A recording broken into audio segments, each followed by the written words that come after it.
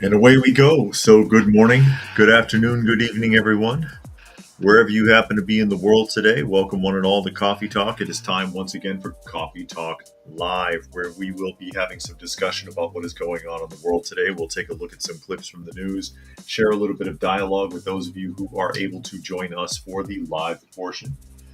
And if you are listening anywhere else and you wanted to find the live portion, you can find us Monday through Friday at 2 p.m. Eastern Standard Time on YouTube on Coffee Talk and Prepper University. That's at Coffee Talk Live and at Prepper University.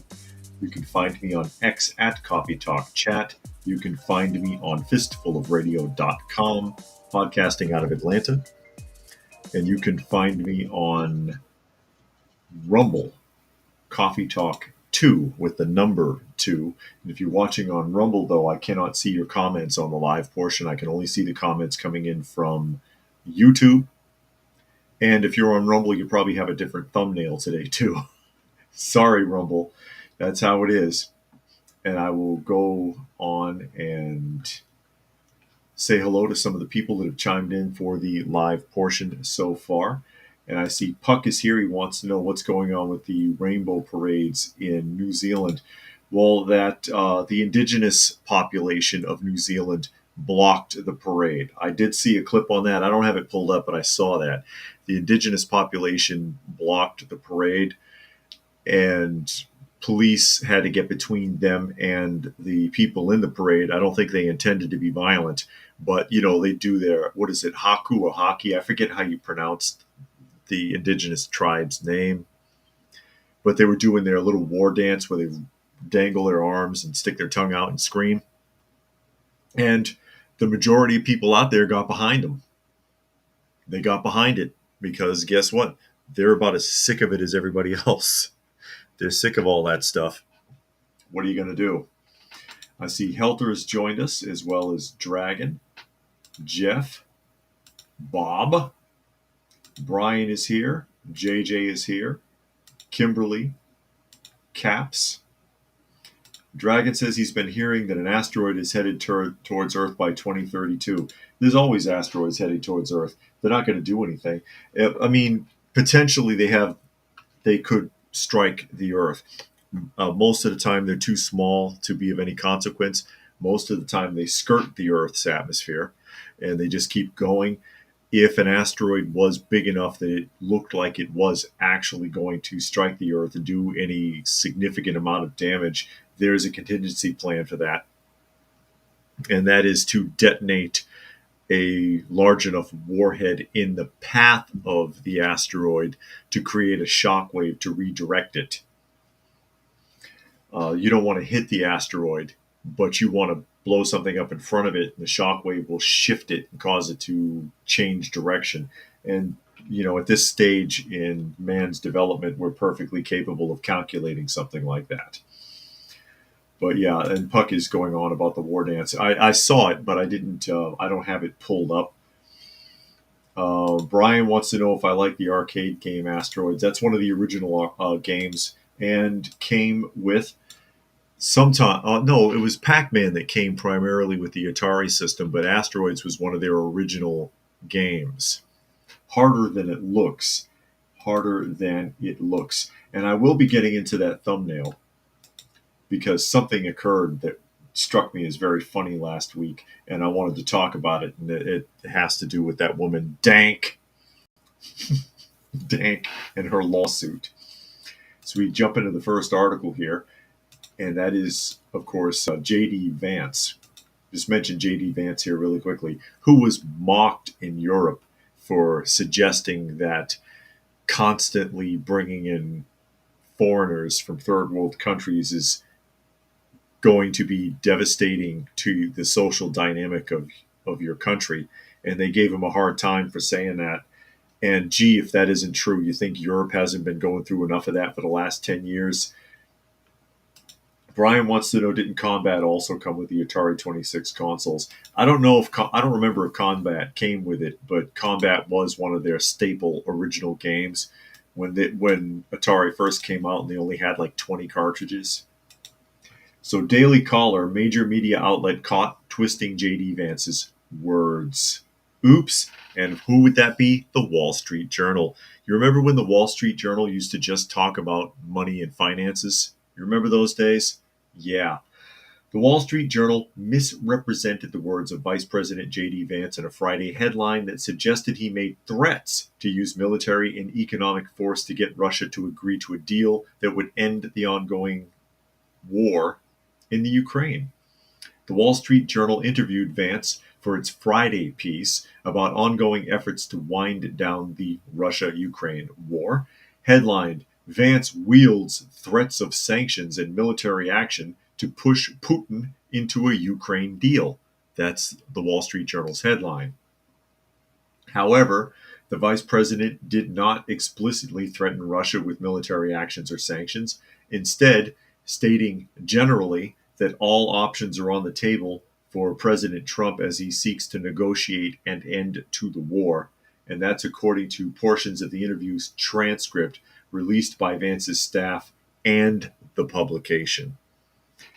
So somehow, all options are open for the president, translated for the Wall Street Journal to threats of sanction and military actions. Talk about reading between the lines. JJ says he remembers playing Asteroids at the arcade back in the 80s, and Kimberly only had Pong. I love how they would tell you that the game has like 130 variations, and it's really just 130 modes of the exact same game. Back in those days, you remember? Asteroids, 230 configurations. It's the same freaking game. it's the same. But that's how Atari rolled. So it doesn't surprise me, though. The media putting words in somebody's mouth. Vance didn't say that, but in order to sensationalize, the Wall Street Journal said that he did. But I'm sure that they'll print a retraction at some point. They'll print a retraction. Back in the old days, when a newspaper was forced to print a retraction, back when you actually could get an actual newspaper, because hardly anybody prints newspapers anymore, they would run a false headline on page 1. But then if they had to do a retraction, they would do it like 3 months later on page 26 in like a little box in the corner where nobody would see it. Technically, they did it. The raccoon has joined us. Glad you could make it. No, JJ, I'll answer that for you. ColecoVision did not have Pong.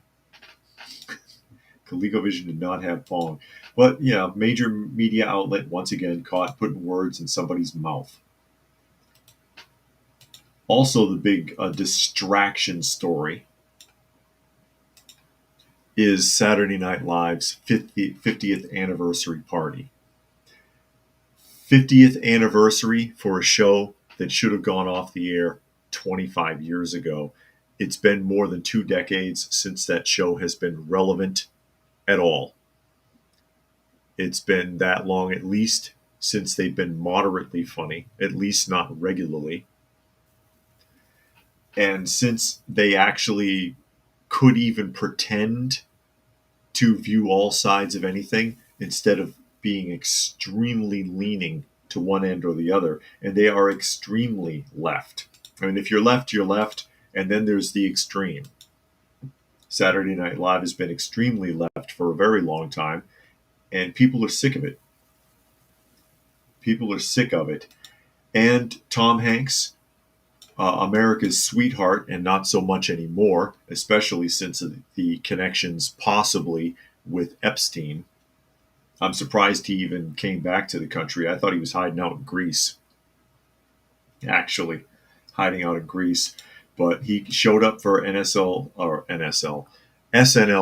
Saturday Night Live's little party and did a sketch making fun of MAGA supporters. Independent. Republicans up in arms over the return of Tom Hanks' racist Trump supporter character. There he is. And that is what he considers to be a Trump supporter, a racist, really, really dumb, hickish redneck that he portrayed on the show. Thanks for that, Tom Hanks. I don't know if anybody has given Tom the memo that the wind has changed direction. Or maybe somebody should tell Saturday Night Live that. The winds are changing. I mean, even AOC's figuring it out. Come on, Tom. You ever want to work again? Tom Hanks riled Trump supporters on Sunday with the return of his MAGA-touting hillbilly character on Saturday Night Live. The veteran actor was one of dozens of SNL alums or alumnus who appeared on the sketch show's 50th anniversary special. In one skit, Hanks appears as a man named Doug on a parody game show called Black Jeopardy, hosted by Kenan Thompson. The sketch originally aired in a 2016 episode. For the part, Hanks wore a red Make America Great Again hat, in addition to a flannel shirt and t-shirt with a bald eagle. Despite not being part of the game's show's demographic, the Southern man is hilariously still capable of correctly answering questions. In the initial sketch, Doug backs away from the show's host when he tries to shake his hand before caving in. Cute. And, that's putting everyone who did vote for Donald Trump in a box, which in itself could be considered racist. You're going to put everybody who voted for Trump in a box. Not everybody who voted for Trump is extreme right. But of course, that is how people who are extreme left would view even someone who is moderately right. Moderately right. Raccoon never liked Tom Hanks. Well, he was good in Big. Big was a decent film. Big was a decent film. And so was The Green Mile. It was a decent film. He's done a lot of bad films, though, for as famous as he is. He's had some really good ones, and he's had some real crap. Simon Templar. Simon Templar from The Saint. Originally played by Roger Moore. Two really, really bad attempts at bringing Simon Templar back. But Simon Templar is the name of this person. The disturbing thing is that all these powerful types start to lose more and more influence on the world's populace. What will they do next? Anything they can. Anything they can to garner attention. It's because of Roger Moore's Simon Templar role that he was able to pick up as James Bond with Live and Let Die. One of the better Bond films. It's actually Roger Moore's best is Live and Let Die. JJ says that's what SNL thinks of those who voted for Trump, very small-minded of them. And they're potentially insulting a large demographic of their core audience. Well, you would assume so. You would assume that they're insulting a demographic of their core audience, but I imagine that a lot of right-leaning people, especially extreme right, would have long since given up watching Saturday Night Live anyways. And Tuck has joined us. Glad you could make it. Doesn't surprise me. Tom Hanks in bed with Saturday Night Live on all of those things. He's one of these weak left-leaning actors, is so far removed from reality that it's kind of hard to take them seriously anymore. Oh, and Monkey is back there. I don't know if anybody noticed. I usually mention the felines. He's in the chair right behind me. It's hard to see him because he's so dark. He's sleeping right behind me in the chair. Now, on to Dank. So those of you who are watching on YouTube, because I know on Rumble the thumbnail is different. Okay. On the main channel, I have Dank DeMoss, that morbidly obese rapper who's trying to sue Lyft because she was rejected from a Lyft ride by the driver who suggested he wasn't sure if she could get in the car. And he was like, no, I don't think so. I can't help you. You need to call for a different vehicle, okay? Which is realistic, who appeared on a radio show called The Breakfast Club. I'm not too familiar with the show. I've heard of it, but I haven't watched it. But I think she really pretty much killed her entire argument against Lyft. And that's why I did that thumbnail. Who recognizes the picture in the thumbnail? Who recognizes the picture in that thumbnail? Kimberly says they liked SNL in the good old days when they made fun of every president. They didn't always insert preferences. Truck says he quit SNL in the late 90s before the nonsense political hard turn. And Puck says, can't believe SNL is still on. USA aid funded, perhaps. Yeah. All of those shows have long lived past their prime. All those nighttime shows, late night. What's the other one?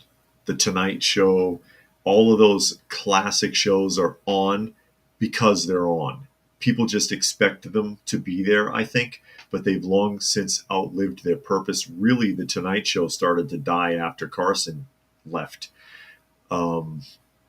Jay Leno kept it going for a while, but I never really cared for Jay Leno all that much. I didn't like his approach to it. What are you going to do? What are you going to do? But Dank DeMoss, okay, trying to sue Lyft.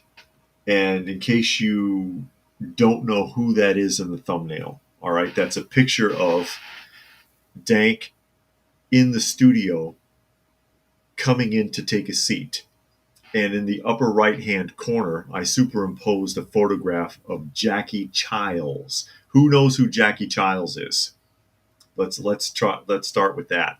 And the caption reads, "Who told you to sit in the sofa?" I didn't tell you to sit in the sofa. Jackie Chiles, of course, is the attorney from Seinfeld that got on Kramer for using the bomb. Who told you to put on the bomb? I didn't tell you to put on the bomb. That's Jackie Chiles. And that's, I imagine, the position that must be getting taken by Dank's, yeah, Raccoon says it, Seinfeld. I know there's a delay in the comments. I imagine this must be what her attorneys felt like when she went on this show, because it destroys her entire argument against Lyft. Dragon says parody of the lawyer who represented O.J. Simpson. Correct. That was a parody of that attorney. New York Post article here. 500-pound rapper, and she is just over 500 pounds. Suing Lyft over ride denial, asks for a couch over a chair at the Breakfast Club interview. This is accommodation, quote. Okay? The 500-pound plus rapper who is suing Lyft after she allegedly was denied a ride due to her weight requested a couch instead of the chair that had been provided when she sat down for the interview with the Breakfast Club radio show. Dank DeMoss, who's described herself as obese and a BBW. Honey, you are not a BBW. Hold on. For those of you who aren't familiar with terminology, it does tell you here, actually. It says beautiful woman. BBW is something that you would more apply to a plus-size model. Thick, curvy, still looks good even though she's kind of heavy. Oh, sweetheart, you're well outside of that realm. Walked into the New York City studio and sat down in a wheeled office chair before the interview started, and she immediately looked uncomfortable and let the crew know it. Quote, "This the only seat y'all got?" DeMoss, who also goes by DeJua Blanding, that's her real name, asked earnestly. Host Charlemagne, I'm not going to say his whole name, Charlemagne is good enough, and others then pulled a couch over for the Detroit native, who donned a one-piece with a cutout in the front and an orange jacket to the interview. Quote, "This is what I'm talking about. Good. This is accommodation," she said appreciatively while sitting down. DeMoss, who has previously said she weighs some 490 pounds, She's claimed after the lawsuit that she's over 500. Went viral, showing a Lyft driver pull up in his Mercedes-Benz sedan and immediately locking the door. Now, I want to show this here, all right? This is the chair that she first initially sat in.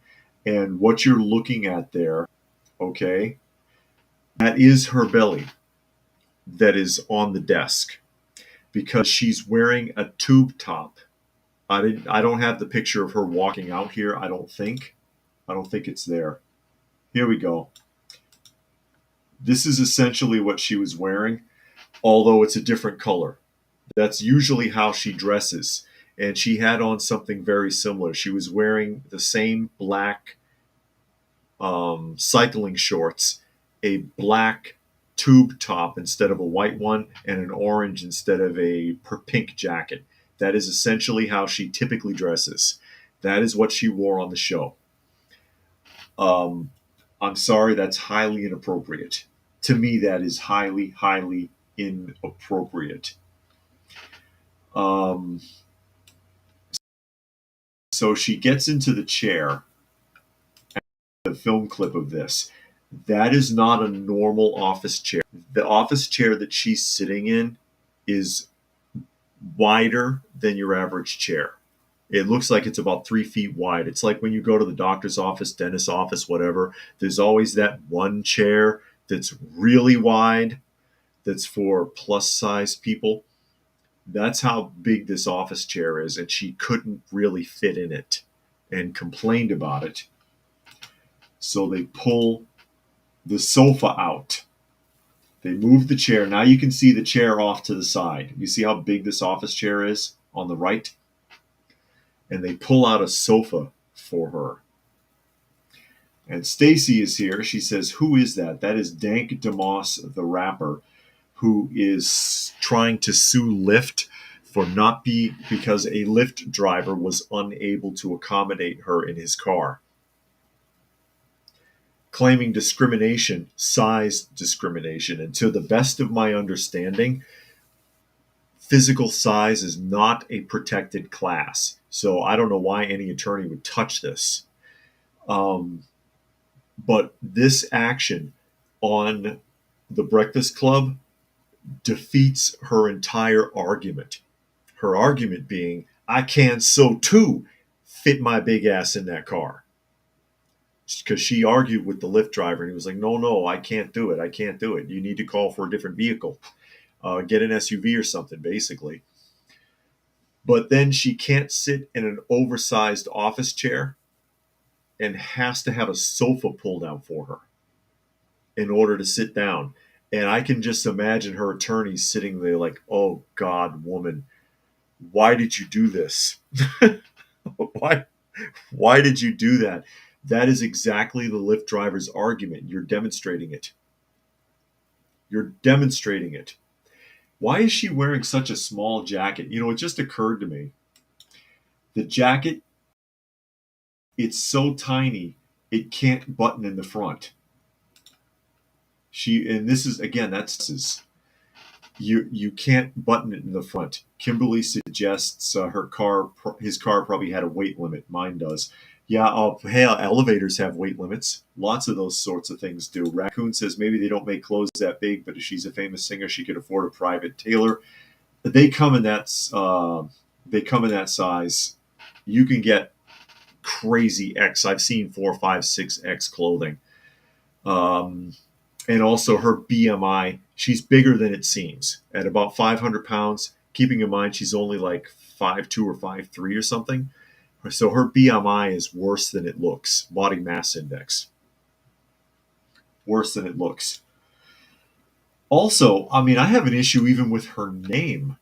She calls herself Dank DeMoss, okay? Dank DeMoss. Dank. Does anybody know the definition of the word dank?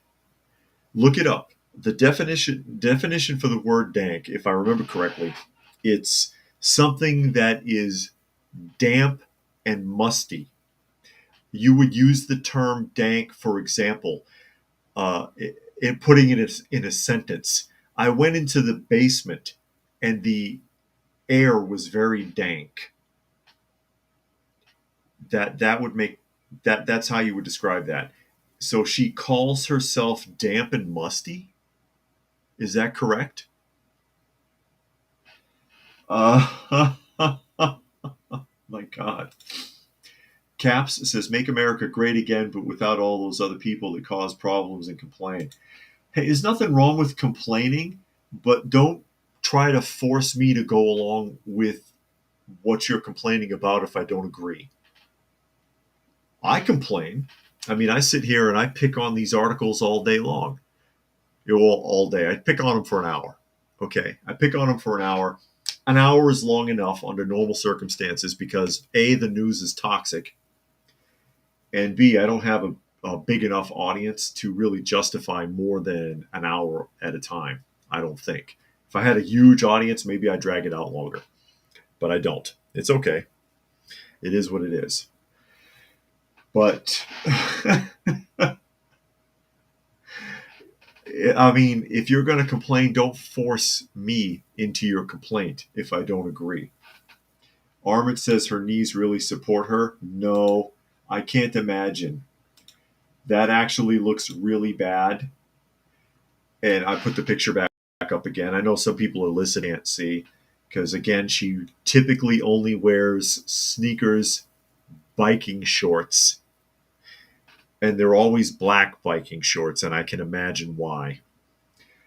A tube top that looks like she's wearing a bra because there is no bra, just the tube top holding her breasts in place. And then a really short jacket that looks like it can't even button up. That's usually how she's dressed. Okay. I mean, there is a limit. Sooner or later, her knees, I can imagine the cartilage is just getting ground away. And sooner or later, they're probably going to give out. Jericho says, makes you wonder how Big Pun and Fat Joe got around on their own in the 90s. You want to experiment with something? Find any photograph from a beach from the 1970s back, as far back as you want to go. Whenever they started taking pictures on the beach with regular cameras, say the 1920s. The 1920s through to the 1970s, mid 70s, right? Beach photographs. Look it up on Google, Bing, whatever search engine you got, and there'll be a common thread. You will not see overweight people, rarely, if ever. And if they are overweight, they're usually not that big. You will not see tattoos. You will not see anything made of plastic. You will not see people using sunscreen. You will probably not even see sunglasses in most cases. Just people on the beach having a good time. Obesity is a modern epidemic. And granted, our food supply has been infiltrated. There's a lot of artificial chemicals and sweeteners and things, and a lot of corn syrup and high fructose corn syrup. But you don't have to eat that. There are inexpensive alternatives. People do this to themselves, and then they want everyone else to accommodate it. It's ridiculous to expect other people to accommodate something that you did to yourself. She's that big because she chooses to be. Granted, it'll be very difficult to lose the weight. It's because her body is destroyed. And it's easier to destroy something than it would be to fix it. If I stopped exercising and I started eating garbage, I'll probably put on 30 pounds in a month. And it would probably take me 6 months to lose it. It would take her a lot of work to fix that, but she's not going to do it. And it will probably end her life young. I think she's 32. If I remember correctly, she's 32 years old. But this will end her life young. Morbidly obese people do not last long. They just don't. And the tools are there for them to fix it, and they will not. Watch My 600-Pound Life. Isn't that the show with Dr. Now, where people go begging for him to do surgery, and he won't do it unless they demonstrate that they're willing to put in the work. How many people put in the work on that show? How many people fail? Look up how many people have expired on that show. Many of them have not lived. It's incredible that this is what we've come to. I remember once, and I know I'm going down a rabbit hole with this because I'm big on the concept of physical fitness and healthy eating. My wife and I both. I remember seeing a circus poster, a sideshow circus poster, and I think it was from like 1905 or 1908, early 20th century, billing a man who was 320 pounds as the fattest man on earth. Let that sink in. Let that sink in. Granted, making changes in the food supply, i.e., high fructose corn syrup in the mid 70s, contributed to it, but you don't have to eat it. Raccoon says my boyfriend's high school yearbook from '86 had 0 overweight teens, hardly anyone wearing glasses either. JJ says, speaking of beach, people this big don't go to the beach. Oh, wow. Man, a Greenpeace joke. Shame on you, JJ. Not the Greenpeace joke. I've heard them all. Matt says if she just went 30 days without any sugar, she'd lose lots of weight without even exercising. Possibly. But she's not going to change her dietary habits. That would be the first step, is changing the dietary habits, obviously. And the second step would be moderate exercise, because if she exerts herself at that size, she'll have a stroke. And Jericho says you're on a soapbox, but same, I'm big on health and fitness. Yeah, I get on the soapbox occasionally. That just really upsets me. But again, pointing out that she really destroyed her case against Lyft by going on that show and not fitting in the big chair they provided for her. They had to pull out a sofa for her to sit on. A sofa. Okay? That really kills the whole argument. Jackie Childs would not be happy. Moving on to something about DOGE, and this is a Politico, so you know it's going to be very leaning. 5-alarm warning, possible DOGE access to private taxpayer data sparks outcry. Oh, people are scared, huh? Democrats and tax experts are sounding alarms about a plan by Elon Musk's DOGE team to gain access to an IRS system that contains detailed financial information about millions of taxpayers, including their tax returns. Quote, this is a 5-alarm warning, according to Representative Jimmy Gomez from California, a member of the House Ways and Means Committee, which oversees the IRS, said in a post on X, calling the move an illegal and blatant power grab. No, if he's acting as an oversight committee against the IRS, it's not illegal. He's been appointed by the executive branch, so no, Jimmy, he's not illegal. A White House official confirmed the so-called Department of Government Efficiency. You caught that, right? The so-called Department of Government Efficiency. Thank you, Politico, for showing us that you're left-leaning, is seeking access to the sprawling IRS database known as the Integrated Data Retrieval System. The move was first reported by the Washington Post. A single person who is affiliated with DOGE and IRS employee will be assigned to the effort. A White House official said the data is a closely guarded secret, and unauthorized access to it is a felony. Unauthorized access. Unauthorized access to a box at the post office is a felony. An agreement DOGE is seeking with the IRS would require that person with access to keep tax return information confidential and destroy it later if it is shared with him, the Post reported. That's a generous offer under the circumstances. Here's the thing. Here's what I think is hilarious about this. They're worried about him having access to people's uh, financial information. Isn't this the guy that used to own PayPal? If he wanted information, he can get more information on you by legally buying it from the Department of Motor Vehicles than getting anything out of the IRS. It's really kind of funny. It's really kind of funny. Tuck suggests, talking about Dank again, she'd have to start with 15-minute aquatic therapy every other day. Stacy says, I truly don't understand how people get this big. I'm going to be honest, I don't eat healthy all the time, but I'm 5'4" and 113. Yeah, and she's about 5'2" or 5'3", I think, and a hair over 500 pounds. Tuck says every operation in China and North America has all my data. True. So who freaking cares? What's the difference at this point? What difference does it make? It doesn't make a difference. Everybody's got your information, like I just suggested. I've heard complaints, constant complaints in different states about DMV selling information and that information being misused after it was purchased. They sell your cell phone data. They sell everything to people who mine this information.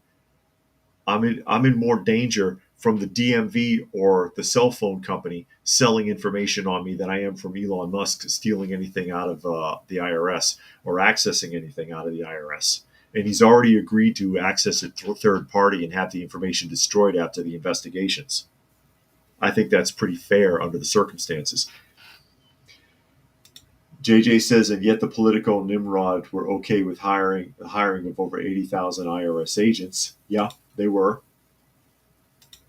And Puck says they didn't mind leaking Trump's tax returns, and yet I haven't seen any tax returns allegedly seen by DOGE.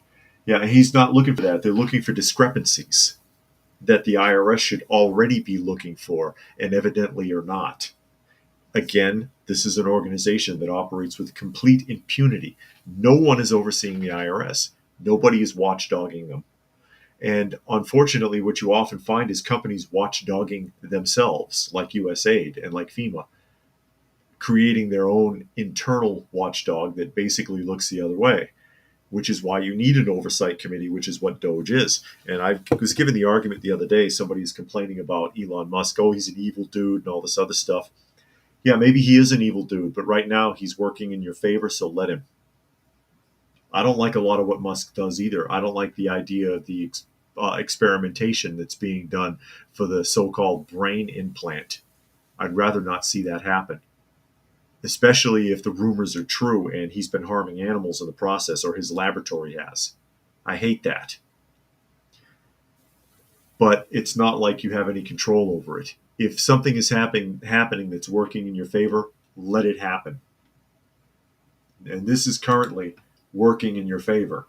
So suck it up. It could be a lot worse. Caps reminds us, and this is still talking about Dank. And again, some of these comments that come up a little late. It said she isn't a part of a protected class of people and they shouldn't have to accommodate her. They can't accommodate you in many instances. There are certain places where you can't go when you're that big. For example, if you went to a carnival and they would tell her, no, honey, you're too big. You can't get on these rides. And that's perfectly legal because it's for her safety and for the safety of others. What if she imbalances the ride and it snaps off and 30 people get hurt or killed?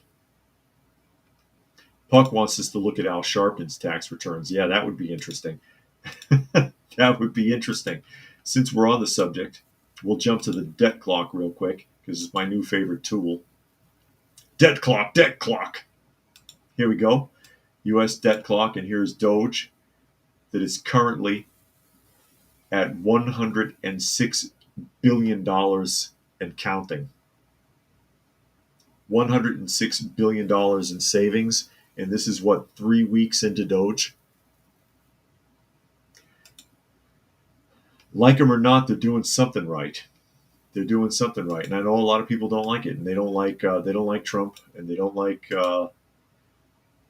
like Musk.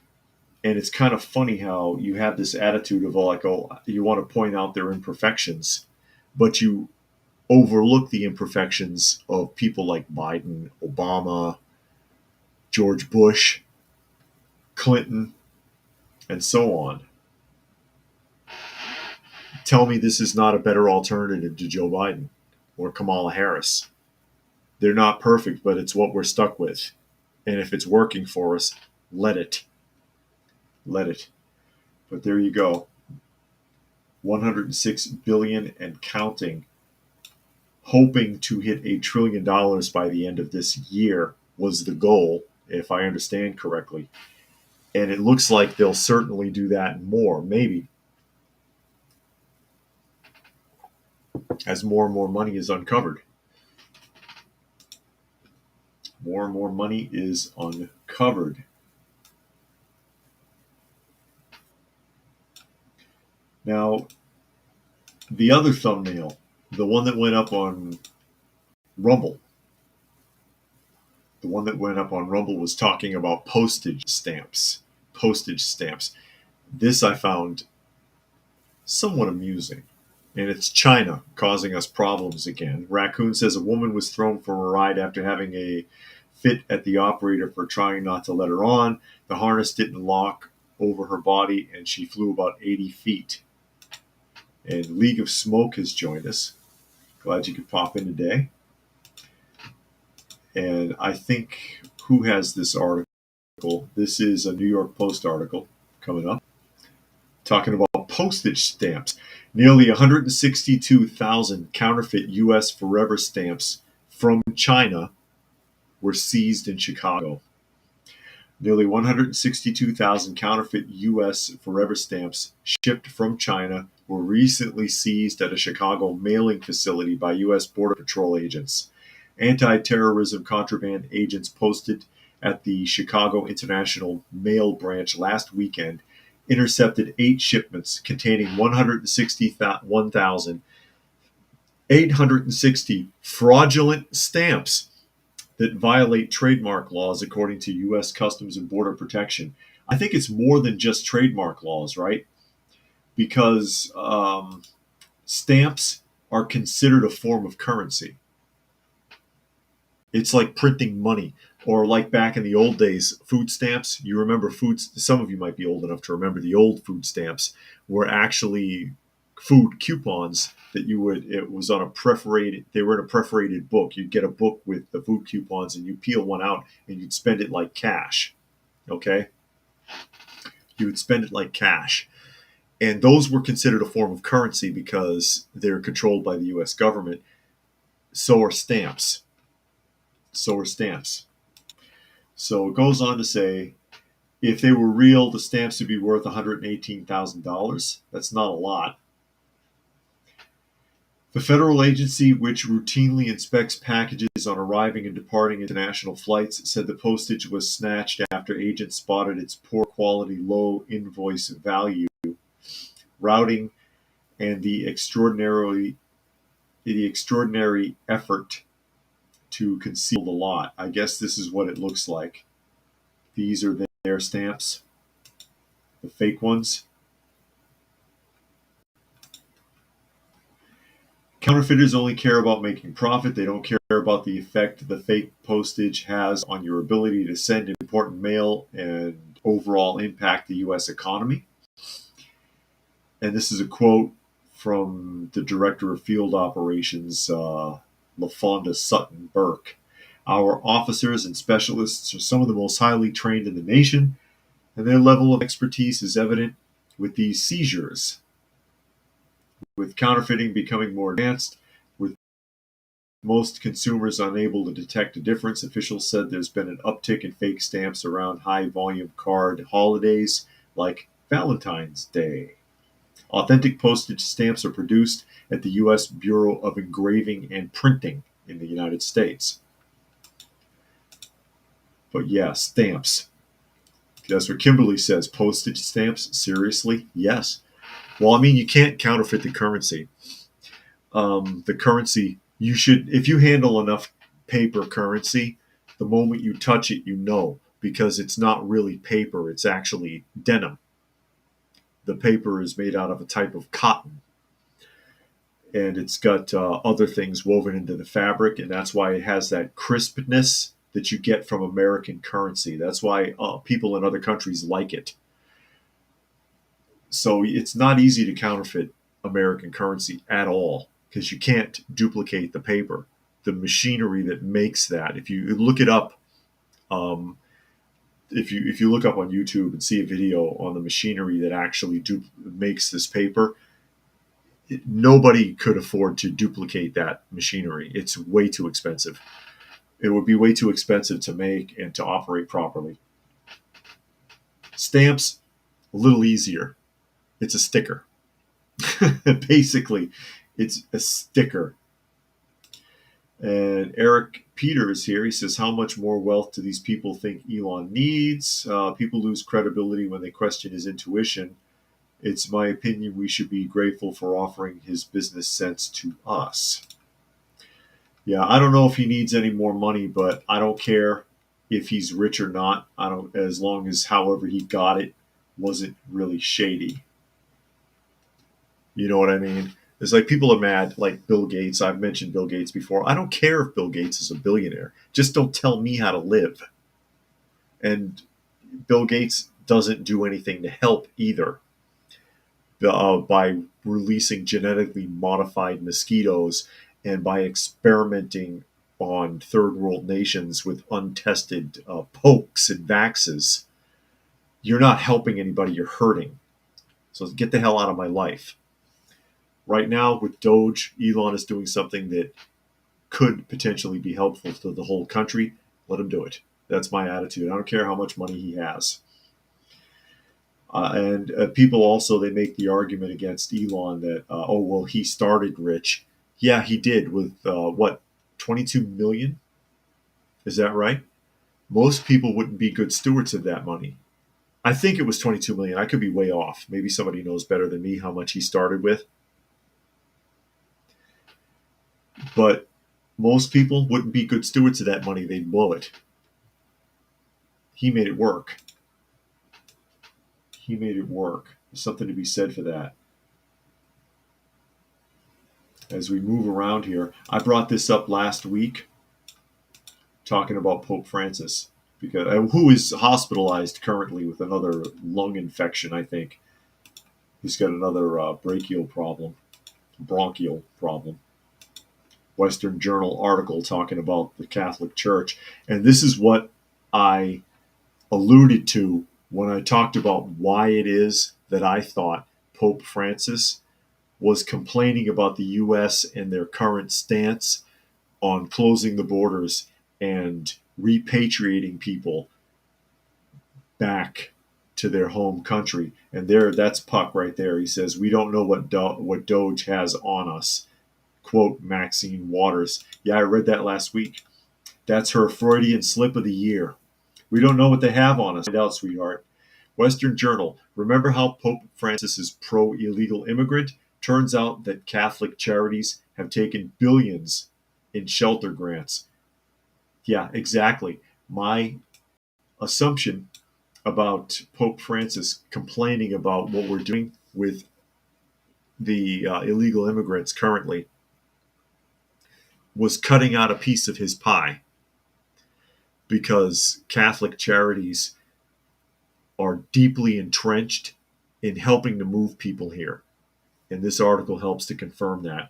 Catholic Charities USA raked in billions of taxpayer dollars to shelter illegal immigrants during the Biden administration, according to Just the News report, which was published Tuesday.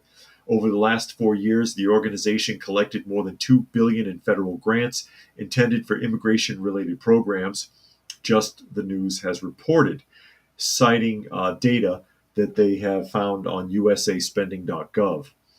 The exorbitant sum makes Catholic Charities, with its 168 U.S. branches, one of the largest private recipients of that type of funding, which helped shelter and relocate illegals. Catholic Charities' main donor was the Department of Health and Human Services, which granted the organization $1.93 billion in the last 4 years. Other donors included the Department of Homeland Security, how's that for irony? Which forked over more than $156 million, and the Department of Housing and Urban Development, who gave them $138 million. Department of HUD, Department of Housing and Urban Development, is supposed to restore projects in cities and small towns to make them habitable for low-income inhabitants, not making donations to Catholic charities. That's not on the agenda, or it shouldn't be. The Federal Emergency Management Agency also donated to the Catholic Volunteer Organization, though the report doesn't cite how much. They probably don't have access to that information yet. However, FEMA has faced scrutiny from Republicans in recent months regarding its misallocation of taxpayer dollars towards immigration. And this is not even counting the money that they were collecting for routing people in South and Central America, because they're the ones, the Catholic charities organizations in South and Central America are the ones that were sheltering and moving migrants from all over the world in this direction to our southern border. So they're collecting money on that front as well. So yeah, I bet Pope Francis is really upset that we're stopping all of that now. JJ says Musk borrowed $28,000 from his father to start his Zip2 business he sold to Compaq for $341 million, of which his share was $22 million. Okay. I heard $22 million, and that's what I had stuck in my head. So he started with $28,000 then. I mean, what can you say? What can you say? Nature Nerd says senators should not be deca-millionaires in a few years. 20 million people over 100 years old collecting Social Security doesn't exist. DOGE, yeah. I mean, if you are a senator and you're really good with investment, or you had a business on the side or whatever, and you made a lot of money, I'm cool with that. But if you made all your money with all these shady side deals with lobbyists and other crap, that's a different story. And I think that's what DOGE is wanting to look into. Did you do it right? I mean, yeah, if you did it right, I got nothing to say whether I like you or not. I don't like Ilya Omar. Okay, I don't like her. She's worth $83 million. If she earned that, fine. But if she got that through shady deals, that's another story. Raccoon says Elon found $1 billion lost in HUD funds. I bet. Puck says, what happened to separation of church and state per the Democrat definition? But if we're going to pay you shady money to do backdoor deals for us, that's all cool, I guess. And Paul is here. He says he's sorry he's late. That's okay, Paul. That's okay. Makes you feel hopeless. And speaking of feeling hopeless, all of those federal employees that took those buyouts are feeling hopeless, of which I think the current number is now 75,000 government employees are taking the buyout. They're opting for that buyout, but they're whining about it. You signed on, you're whining about it. USA Today article here. Took away my hope. Federal workers say Trump mass firings upended their lives. Oh no. The termination notice came before Valentine's Day, and Elena Mosieko's heart was shattered as she broke down crying in front of her 2 young children. She has bills to pay, a mortgage, preschool tuition, a car payment, and a scared family. Quote, I feel so angry now that at the administration because I traumatized my kids.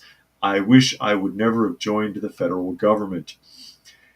Mosoiko joined the U.S. Department of Veterans Affairs last year as a data scientist. She'd been happily employed in a private sector for a counseling firm, but thought a government job seemed more stable.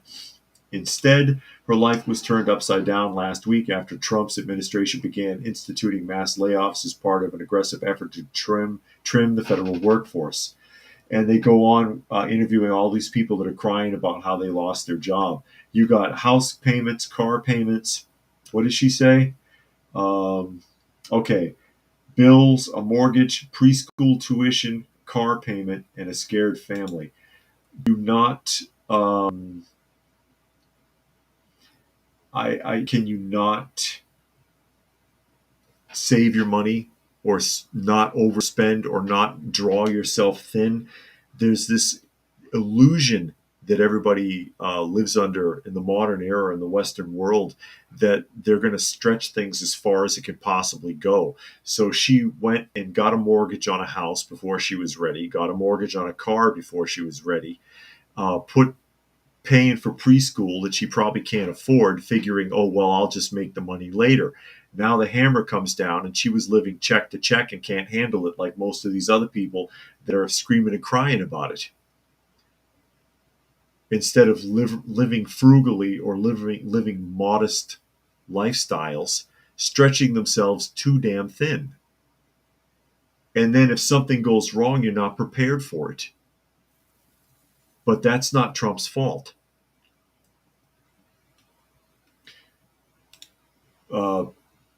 Picacario says, do you support Trump?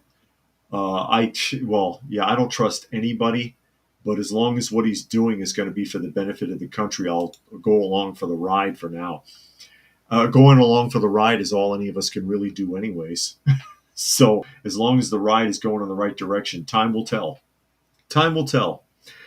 Tuck says HUD is yet another massive scam. One commenter said he tried to buy a home through HUD. When they learned he was paying cash, they raised the price over 50% from $40,000 to $66,000. Wow. And Tuck says sounds like another one who lives far beyond their means. That's what I was suggesting. Paul says people taking buyouts are crooked. Well, that's the idea. Is the idea behind the buyouts is, okay, we're putting this on the table because we're going to investigate everybody. It's cheaper for us to buy you out now and pay you till September than it is for us to investigate every single one of you. And so far, more than 75,000 people have signed the contract for the buyout and are walking away. These are people that probably realize that if they are evaluated, they won't have a leg to stand on. They won't have a leg to stand on. Picacario says, not me, I'm not jumping on the hopium train. Well, sometimes hope is all you have. Sometimes hope is all you have. Because no matter who's in charge, I mean, if Kamala Harris won, all you can do is ride it out because there's nothing we can do down here. Nothing that we can really do. And I know the old argument, the 3%er argument, if people just come together, yeah, okay. How does the adage go? Shit in one hand and wish in the other and see which one fills up first. And Nature Nerd says, historically, government employees never get laid off when lots of people were in recession. What hypocrites. And on one more here, who's waiting close to the hour. Caps says if the government wanted to know anything about us, they could just look it up on the internet. That's why we're not living in 1984, because they already know everything about us. Yeah. They already know everything. Most people have volunteered the majority of the information anyway. There's not much more that you can do. And Brian made a donation to the channel. Thank you, Brian. Much appreciated as we get ready to wrap up. Goes a long way towards helping with our shelter pets, our shelter cats, of which you probably still can't see a monkey sleeping in the chair behind me. You can barely make him out because he blends right in. Camouflage, natural cat camouflage. So thank you, everybody, for joining us here today.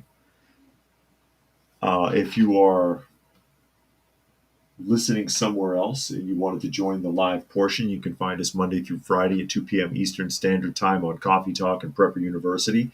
On YouTube, you could find me on Rumble now, Coffee Talk 2, and that's the number 2.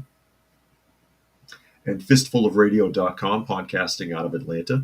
So again, special thanks to Brian for helping the channel out. Thank you everyone else for joining us here today. As always, hope you got something out of the conversation, and we will catch you again.